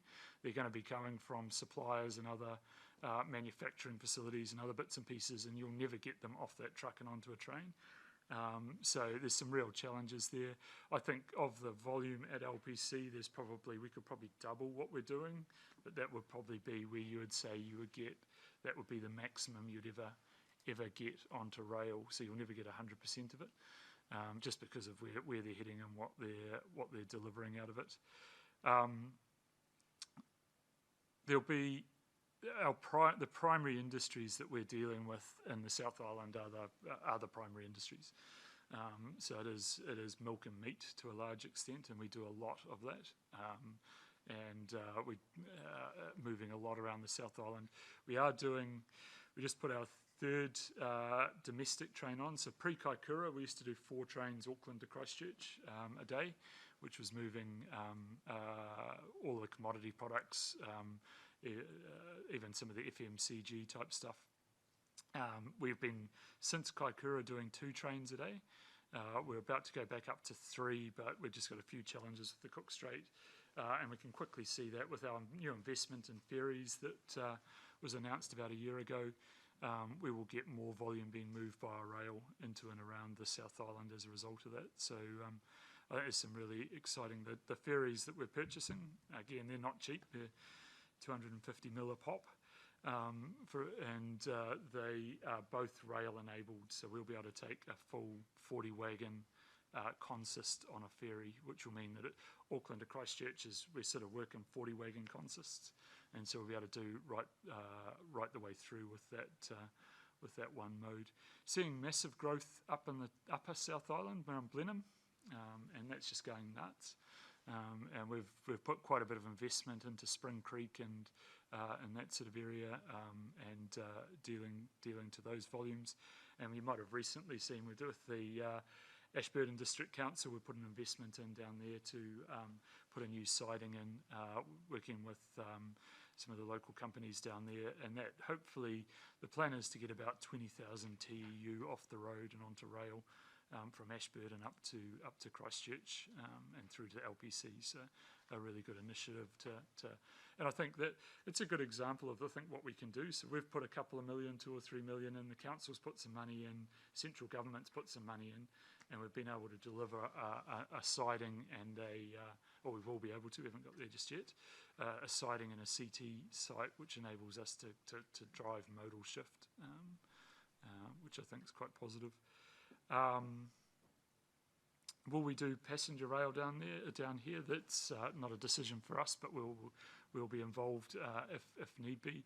We have obviously heavily involved and had a very similar meeting with GWRC yesterday, just around their metro systems and other sorts of things. Wellington's perfect for a metro system, long and skinny, and everybody lives right beside it. That works really well for a rail. And for mass transit. Christchurch just grows radially, so you sort of look at where do you put it, and trying to consolidate all that radial growth into a few nodes is always quite challenging. But then you get to Auckland scale where it's, even though you can't get to all the different locations, you can actually amalgamate people into those areas. And we're working quite closely, so we've been given funding to put 3 new train stations in at Drury, which is in South Auckland. So between Papakura and Pukekohe in Auckland, they're building a town the size of Napier over the next 10 years in that piece of land. But you're doing transport-orientated design, making sure that all the roads and rail and mass transit networks are all interconnected prior to the building of those communities. So it's a bit of me rambling, sorry, but I don't know whether that was what you're after. Or... That's good. I think it's really encouraging to see the investment that is going into Kiwi Rail on the South Island, I guess, and one of the things that we're charged with is in terms of mode shift, shifting stuff your way, and we're just talking about that, I guess, last time in terms of our emissions reductions and those opportunities. Has anybody got questions for Todd, Mike? Thanks, Todd. It's actually great to see Kiwi Rail around the table. Just, I guess, a question from the city. We've got obviously quite a few crossing points, level crossings. We were sort of waiting to do, upgrades to those crossings, which have been a long time in the making, and they're currently, I guess, there's some quite large safety issues. There's a lot more pedestrian and cycling activity around those points, and we just seem to be not getting as far advanced as we'd like to. I'm just wondering what sort of can be done there to speed those up. Yeah, it's a good question. So a couple of things. Firstly, there's a huge demand for investment in rail throughout New Zealand, and one of the most scarce resources we've got is signalling, and we normally keep signal engineers in a dark room and don't let them meet people because it's but we bring them out when they're needed, and there's not enough of them, and so we've gone and we're recruiting internationally at the moment, but with the MIQ issues we haven't been able to get them into the country to be able to do the work that we need to. So we've got about a year's backlog on signals design to enable us to actually do any of these works. So we can go and lay pavement, we can go and move tracks, we can do all of those other things, but we can't do the signalling. And when we're spending $1.5 billion in the Auckland Metro and we're spending about 500 million in the Wellington Metro, and that's just gobbling our resources like there's no tomorrow at the moment. So we have prioritised, and you're probably a little bit closer to the programme of work for Christchurch than I am, but we have prioritised those, and we've gone back with timeframes. We've been told that those timeframes aren't good enough, but it's about as good as we can do. That's probably the challenge that we face at the moment, and it's coupled with cycleways, the need to upgrade some high-risk locations. There's a whole lot of different demands across this the whole area, and we've got similar demands in Dunedin as well. Yeah, because obviously being local, you'll understand like Herwood Road and Langdons Road, and the traffic that's generated on those roads and the shared crossing there. Yeah. And I guess that's the concern. Like obviously it's 100% funded by CCC, and it's a major concern of us that it's sort of an accident waiting to happen. And we know what happens when a train gets involved, or a car gets involved with a cyclist or a pedestrian. Yeah, so we've got 1,500 crossings throughout the country, and we deal with virtually every council in the country, and we do have to make sure that we've got a prioritisation. So we have a risk rating matrix that we put them through as well, so that because I've sat in front of too many coroner's courts trying to explain why we didn't upgrade this crossing prior to an incident occurring, and so we have to follow that process because that's our safeguard in terms of saying that we've made sure we've understood the priority and that. But we have got a program for Christchurch. It's just not quite as quick as the council wants it, unfortunately, but we understand the priority. And in particular, I think also those growth opportunities in modal shift for cycling and that as well. But we will keep the focus on it. But I can't commit to you on doing it any quicker than we already have. Sorry. It's really, agree with Mike, it's really good to see you guys here, and hopefully you will be regular at our table, because Kiwi Rail is really important to what we do is with freight, but also tourism opportunities. I, about mid-year, decided to take a train. I love trains, and I hopped on Rangiora and went all the way to Auckland. I've got a ferry in between. It was a fantastic service. I really enjoyed it. The staff were brilliant. Yeah. I had a great breakaway through that. The thing that I did notice, though, in my particular locality was the condition of the train station there in Rangiora where I hopped on. And we have raised as a council concern about maintenance in our town centres where we've got rail corridors coming there, and we find, to be honest, we find Kiwi Rail really difficult to engage with. Just want to let you know that. Yep. So if there's a point of contact that we could have that conversation around those things that we are concerned about, would love to know who the contact person is, so we could get you out and show you the concerns we have, because I'm sure you'd share them, and see how we can partner and work together to resolve that, because I'd really like the train station, it's an entry into my district, well, both Kaiapoi and Rangiora, to really look great so people want to use it. I dropped my wife and kids off at the station there to catch the train about a year ago, so I have seen it. I get the demands there. There's a lot of those stations across the network that generally don't get used much as well. So one of the things that we actually are looking to do is rationalize stations if we can as well. I did use the word partner. But so that's the so we are investing in various locations, but we'll look at where Rangiora is on that list of because it is what you find with our scenic trains, and as a business at the moment, probably two other things to raise. As a business at the moment, freight is going really well. You wouldn't want to be a tourism operator. And we're taking quite a big hit, both with the inter-island tourism numbers. So normally inter-island is 70% local, 30% international. So we've got 30% of the international gone, and we're seeing, even though they're talking about opening up the borders, we're not getting bookings in anywhere near the scale that we'd normally expect of North Islanders travelling into the South Island for Christmas. So that's hurting us quite a bit at the moment. And with our scenic trains, until we get to a point where you can ride it without masks, then we're probably unlikely to put them back on. So we're picking, it's definitely be into next year. It's how far into next year before we resurrect those again. So the second point I was going to raise was just around the, I guess, legislation now. So we've worked for the last 4 or 5 years to actually get what the future of rail, which now recognises the below rail business separate to the above rail business, although we operate as an integrated whole, and we report separately below rail, and obviously through the funding for that below rail element now comes from the National Land Transport Fund. And so there is a rail network investment planning process that pretty much follows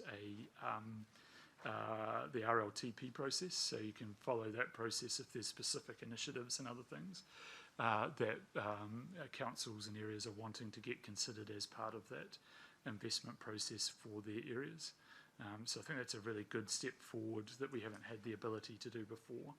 And I always felt like Oliver every year going up to going up to Wellington and asking for a bit of cash so that we could keep a business running, to actually have more than 1 year funding for a long run infrastructure business, that you can actually do proper asset investment and asset management, is refreshing for an industry like rail. One more question, Mr. Chairman. Yeah, thank you. Very good, very good. Thank you. Graham Smith, Mayor of Mackenzie. We don't have any rail down in the Mackenzie, but certainly a flyover gondola onto Mount Cook would be a good idea. There's a lot of people from Auckland like to come there. I've always been a wee bit concerned that our rail is sort of like fit for purpose. We've been told that our tracks are too narrow, the whole type of system will never be competitive. And so is the rail going to need a lot of help from government to keep it competitive in today's market? Now, that's aside from getting trucks off the road, which we all support. Yep. But the rail has to be competitive as a means of shifting freight. Yeah.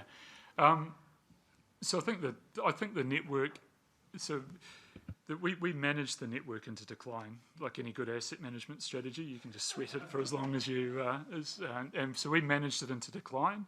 But we now have a funding cycle, and we have, to be honest, we have been for about the last 10 years where we've been improving the quality of our infrastructure, to the point that when I started 14 years ago with KiwiRail, we'd have a derailment a week. We're lucky. I could count it on one hand how many we would have in a year now. So the investment that we have put in has transformed the network, and it's continuing to transform it. So I think it's appropriate. Narrow gauge, wide gauge, it doesn't make too much difference for New Zealand. It's our topography that's probably more of a challenge.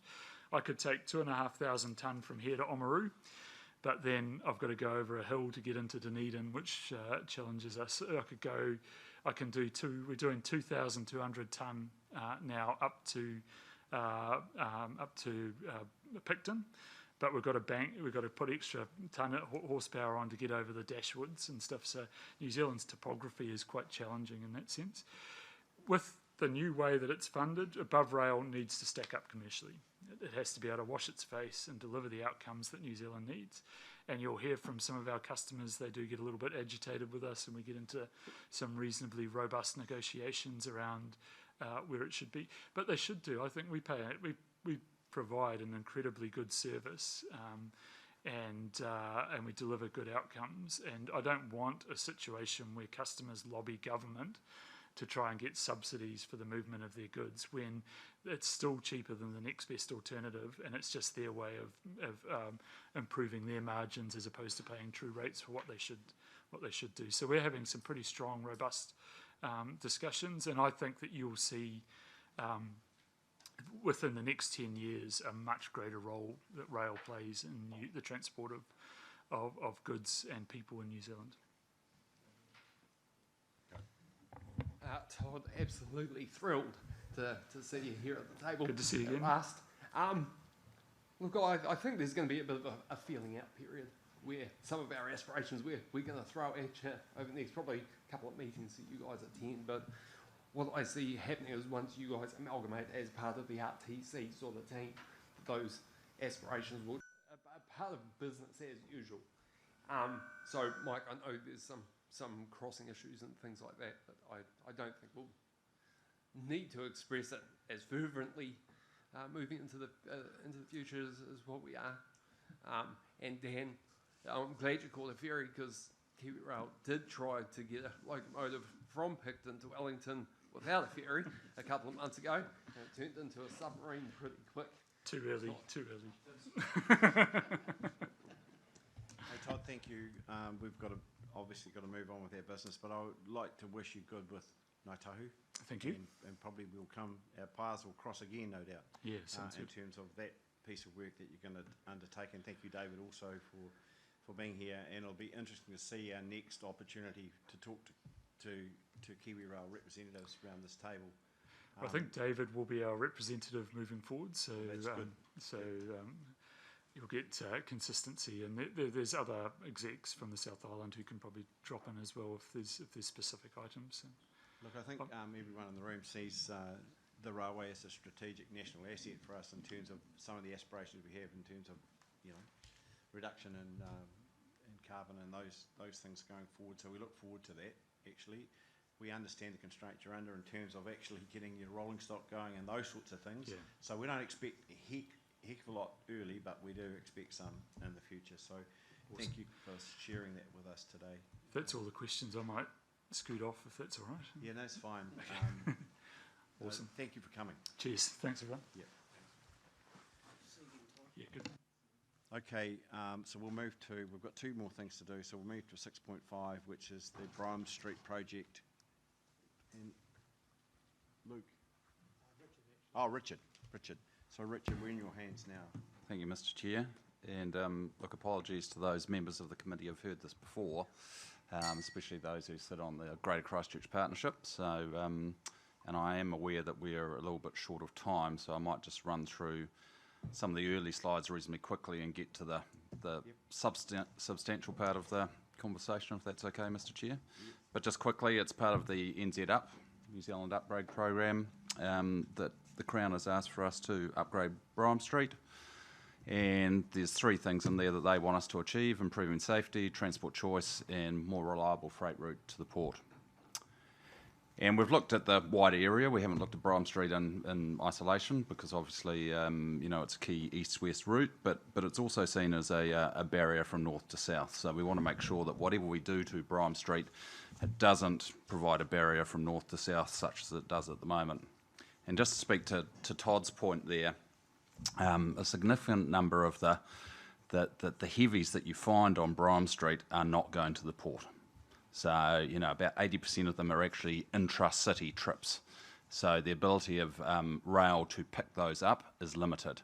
It could intervene with the 20 or 25% that is going to the port and reduce that number, but 80% is not going to the port, it is intra-city. I'll move on from there. This was just a slide that we picked up from one of the previous studies that have been reported through the RTC. And what that really shows is the key increase in annual vehicle movements or freight movements. Most of it's going to come from the south and southwest. It's not going to come from the north. It's not going to come from the west. Lots of challenges with Brime Street. For those of you who have been on it, that won't be a surprise. It's unsafe, it's congested, full of single occupancy vehicles, difficult to cross from north to south. One of the things that we're really challenged by is the range of land uses along it. It's got medium density housing, it's got school, it's got places of worship, it's got public open space, it's got commercial. So that's really hard when you're looking for solutions. So that's what we've been grappling with for quite some time now. We did look at a range of options in terms of the business case process as to what we might do or not do, and we always start with the status quo, and we quickly found out that one's not going to achieve what the Crown wants of us. We could grade separate some of the key intersections, but to solve the issues, you'd have to grade separate a whole lot of them, so you'd actually end up with a big elevated motorway across the south of Christchurch, and that would probably be unaffordable, unattractive, and not palatable to anyone. So what we've run with is what we've called a managed lane, and that's looking to remove parking on both sides of Brime Street and use that for T2 vehicles for 2 or more people. So that'd be your Meister on. That would be cars carrying 2 people or more, or buses, and that would be during peak hours. So that's the key intervention that we're proposing, as well as new intersections and other safety measures as well. That's just a nice wee graphic showing some of the things that we're talking about. That's the area that we're looking at. So we also want to make it a more welcoming and safer space for pedestrians, or for our vulnerable users. But taking into account that most of the key movements for people who are pedestrians and cyclists are actually north to south and south to north.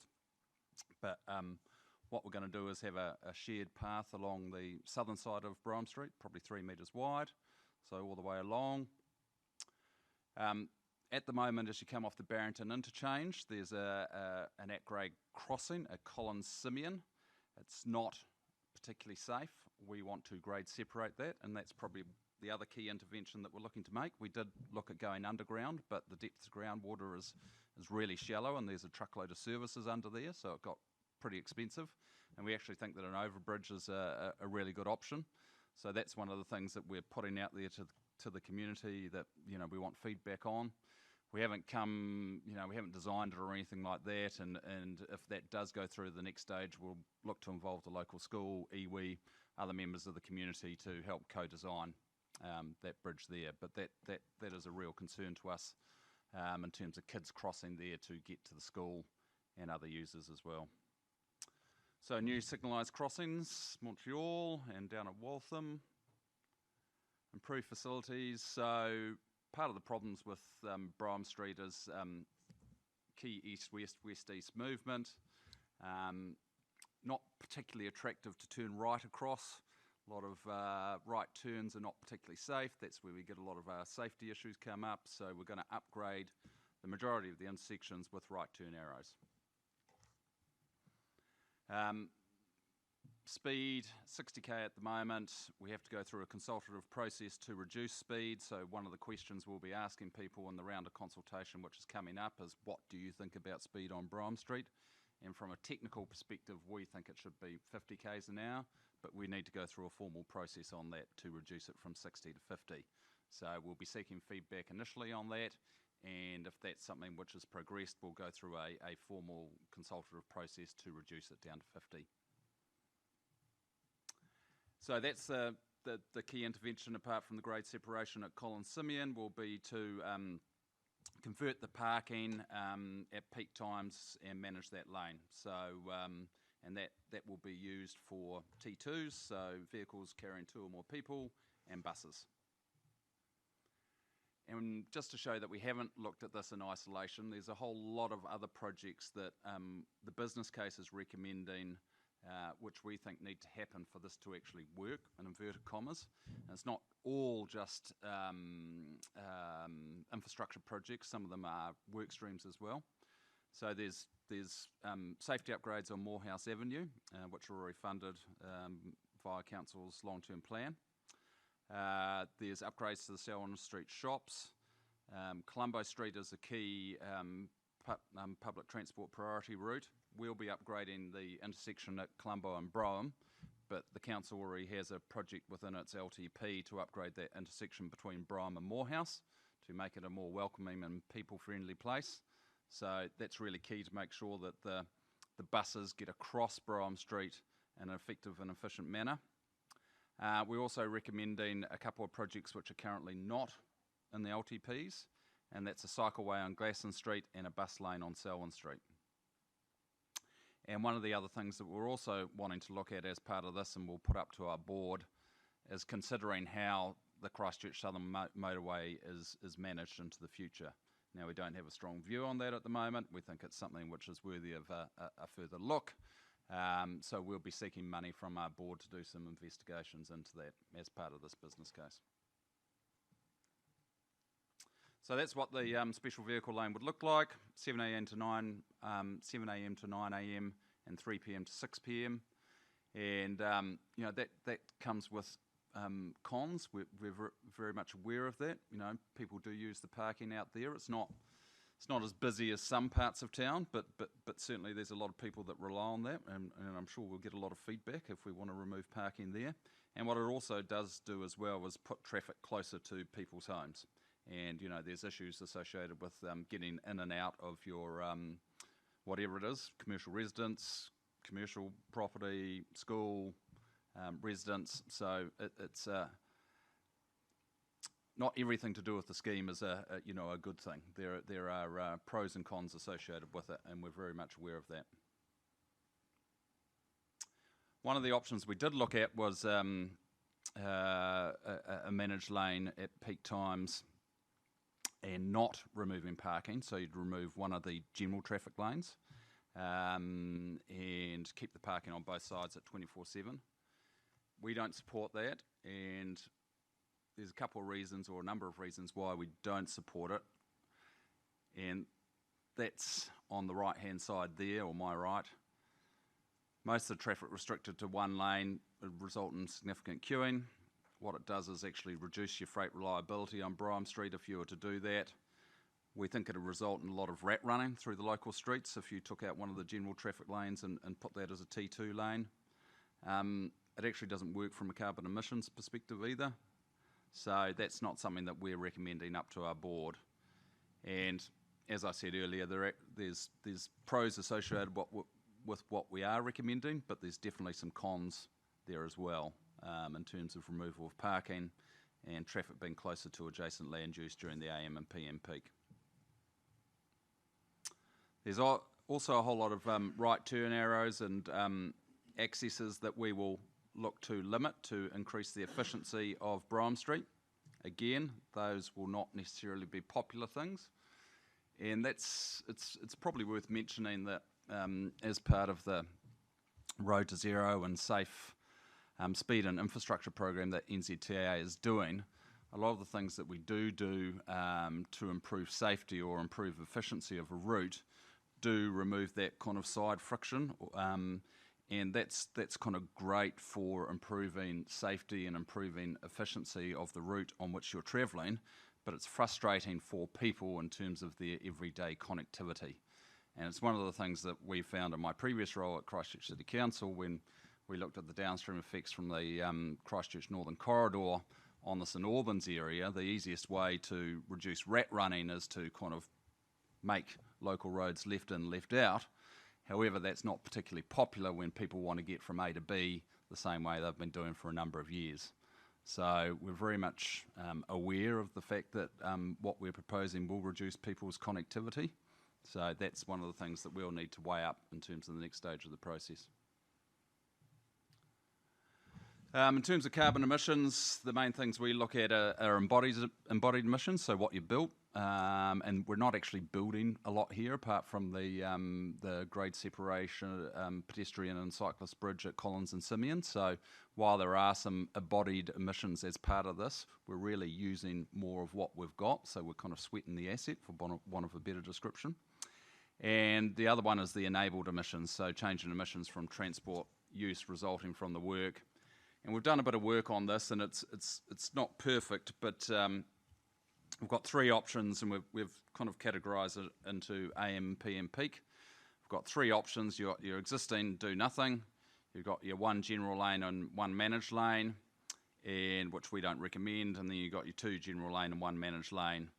And for some kind of emissions, there's not a lot in it, but essentially what we're recommending is the best out of all the options that we tested in terms of the pollution modelling. So that's the way it landed. But I think it's one of those challenges that we're going to face, particularly in the transport industry, when you go back to that previous one. You know, all the things that we're building now have embodied emissions in them.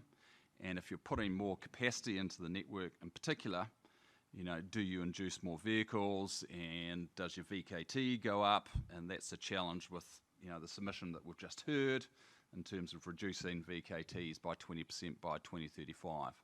So definitely going to be a challenge for all of us in the coming years. That's some of the benefits. That's just a bit of an overview of the kind of what will it mean for all the individuals who may be affected by it. And these are the next steps. So still doing some work on it. We're going to go out and consult. Was going to start tomorrow, but we're a little bit later. It'll probably be next week.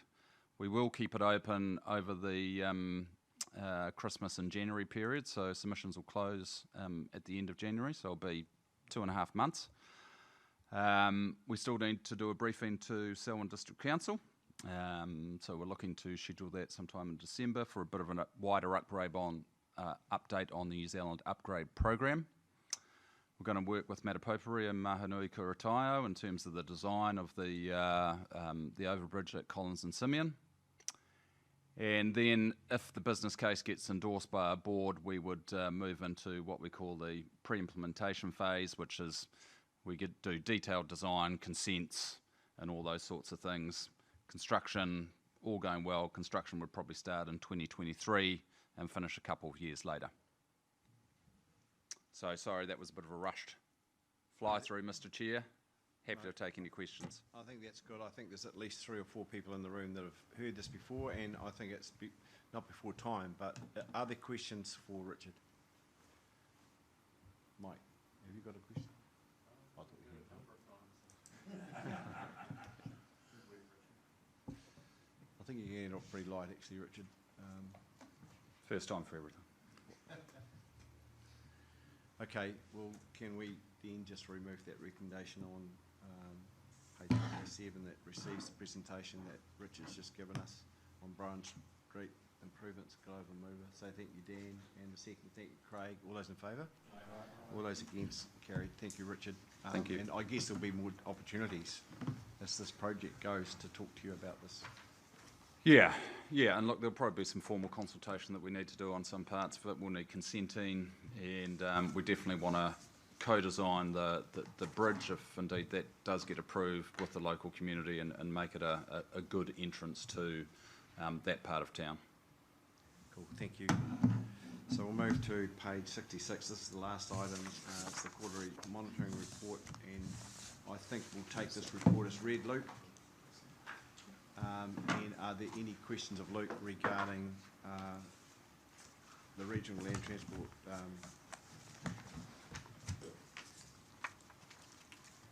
Sorry, I've got this wrong again. The quarterly monitoring report. So are there any questions of Luke in terms of that report? Mike? I guess it's more of a comment than a question. I probably raised it before.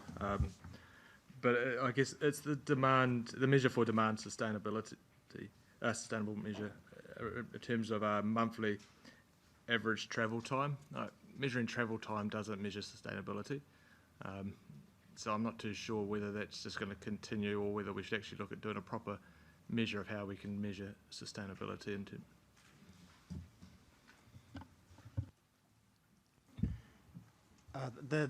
The title there, manage demand sustainably, comes from the Regional Land Transport Plan, and that's the heading under which it sits. The measures there are like you say, really about travel time, reliability, and variability. And I guess I wouldn't disagree with your comments that it doesn't address sustainability as much as how well is our network performing in terms of travel time. And sustainability is also covered in the next priority, which is invest in a sustainable transport network that's integrated with land use, and that has some other sustainability types of measures in there that we continue to work on and build. I understand it was all agreed before.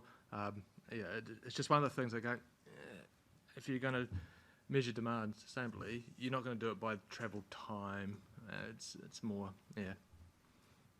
These are also intended as high-level measures, so there's screeds of measures that are actually in the sector that, when it gets to officers working within the depths of planning, are considering, and these are the high-level measures to give this committee a bird's eye view of the regional transport network. So when it comes to actual projects, there are other indicators of sustainability and measures that are made as well.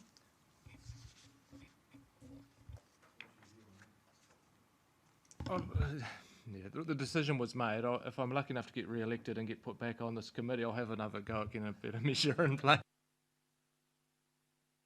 Pretty good response. Luke? Yeah, if I may, Mr. Chair, the report states we have got a piece of work underway with the Transport Special Interest Group of regional sector colleagues across the country looking at standard measures for reporting on regional land transport plans nationally, and identifying, one of the core outputs is identifying 6 to 12 key measures that could be reported on across all regions, but there'll be secondary ones as well, such as the ones that you've highlighted. That,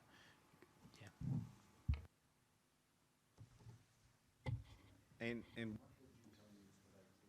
Luke's report on greenhouse gas emissions. So Luke has done a lot of work. He won't tell you himself because the Kumara does not talk about how sweet they are.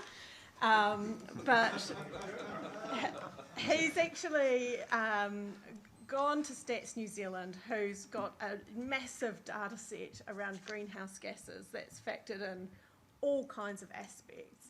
And this is leading edge in terms of reporting on transport emissions in New Zealand, and he's leading the way in New Zealand in that transport sector group conversation, taking the RTC paper that came last time and this one and showing people what we're reporting on, and it's being seen as leading in transport greenhouse gas emissions reporting. So I thought you'd like to know that. Neil. I'd just like to make comment on Measure 2. There's two councils that are putting their own money into maintenance of the roads with no FAR funding. So just making comment on that, because we're not keeping up with it. We have to put our own money in. Thank you. Can I just comment, Luke? Well done on that, and we're lucky to have you in the room, so that's great. So we'll just move to that recommendation, which is to receive the quarterly monitoring report of the Canterbury Regional Land. So I've got a mover for that. Thank you, Murray, and I've got a second. Thank you, Graham. All those in favour? All those against? Carried. Now we have one item of general business that Mayor Brown wanted to speak of, and so Neil, over to you.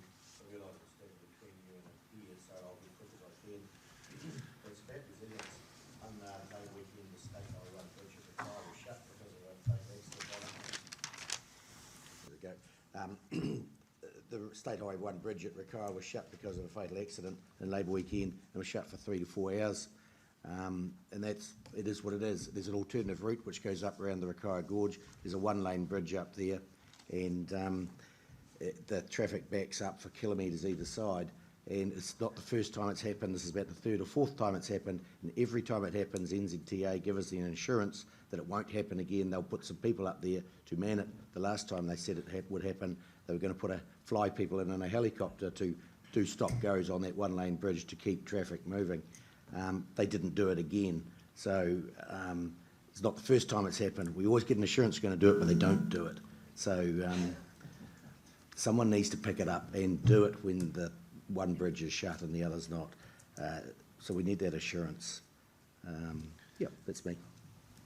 I think that's a point well made. I've been part of one of those diversions, and it is pretty frustrating. So I don't know, Richard, where that goes to. So. Thank you. I'll certainly raise that. I can't give you the assurance that it will be fixed, but I'll certainly raise it with the people, and I'll bring an answer back to the committee.